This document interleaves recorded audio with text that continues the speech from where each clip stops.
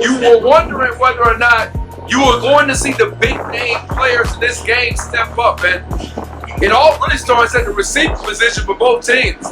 And Tetairoa McMillan has been one of the best receivers in college football, a Bolitnik Cup semifinalist. So how did he play today? Well, I thought he had his moments. There were some times where he was locked down, paces himself, and one of the things he does is change speeds within the route.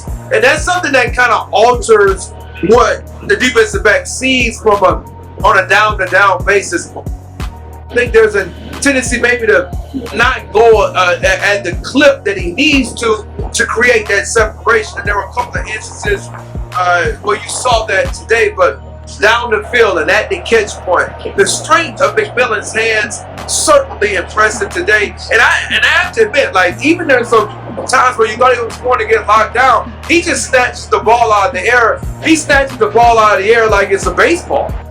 That was the thing that was the most impressive about McMillan today, was the body control and the ability down the field to just play basketball. And I think that's how they use this. Now, they move him around a lot. They put him in the slot, put him at the number 3, plays the X receiver position, he motions from time to time. So you see him do a lot of different things for NFL teams. It's just a matter of, like, how do you want to use it? Kind of reminded me today of Sidney Rice, the South Carolina Gamecock, who went on to be a productive football receiver for the Minnesota Vikings.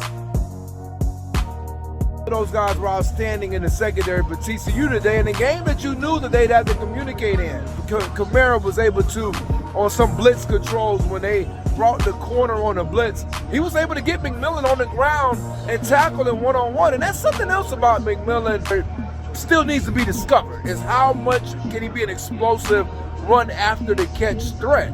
That's something that we don't know about McMillan at this point. Certainly at the Mexico game, you saw him have the run after the catch capability, and that long stride kind of showed up, gobbling up yardage. But today, I thought he struggled to get away from these guys after the catch. I thought the TCU secondary tackled extremely well, and they did not allow McMillan to make the big plays other than the catches that were contested, and even some of those were largely after the game was out of reach. Yeah, I mentioned Rice, who was an excellent basketball player, and that's something that I think I would imagine McMillan is probably a pretty good basketball player. They've had a lot of receivers come through Arizona over the last couple of years under Jed Fish before he moved on to Washington.